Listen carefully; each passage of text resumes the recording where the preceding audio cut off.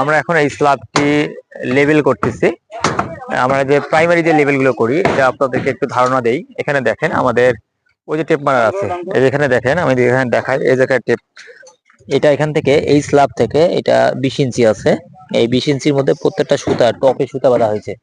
বাঁধা হওয়ার পর ওই যে আমাদের যে একটা রড রয়েছে, এই রডটা দিয়ে করতেছে। এই রডের ওখানেও 20 ইঞ্চি করে এখানে বাঁধা আছে, ওই যে দেখতে পাচ্ছেন।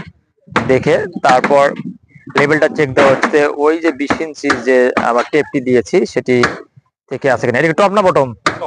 টপ, এটা টপ। এখানে আমাদের শীট গুলো, আমাদের এখানে যে শীট যে ব্যবহার করা হয়, শীট গুলো কোথাও যেন উঁচু থাকে। এই জন্য আমাদের এই যে মাঝের যে অংশটা, এটা যখন মশলা ফেলানো হয় তখন এটা একটু চার হয়ে যায়। এই জন্য এখানে কিছু একটু রাখতে হয়, এবং সাইডের গুলো এগুলো 100% রাখা লাগে। এইভাবে ক্রস করে দিয়ে প্রত্যেকটা স্ল্যাব, এই স্ল্যাব হয়ে যাবে, আবার পরবর্তী স্ল্যাবে যেতে হবে। আর যখন যেখানে প্রবলেম মনে হবে সেখানে সাথে সাথে নিচের যে আমাদের শাটারিং এর জন্য যে বাস বা ট্রেজিং দেওয়া আছে, এটা আপ ডাউন করতে হবে। তাহলে দেখবেন মোটামুটি একটা লেভেল চলে আসবে।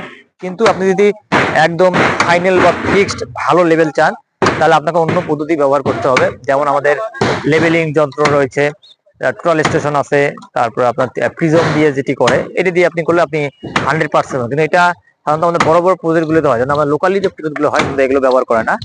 লোকালি আমরা সাধারণত এগুলো নিয়ম ফলো করি। আশা করি বুঝতে পেরেন যে কিভাবে লেভেলিং করতে হয়। ধন্যবাদ।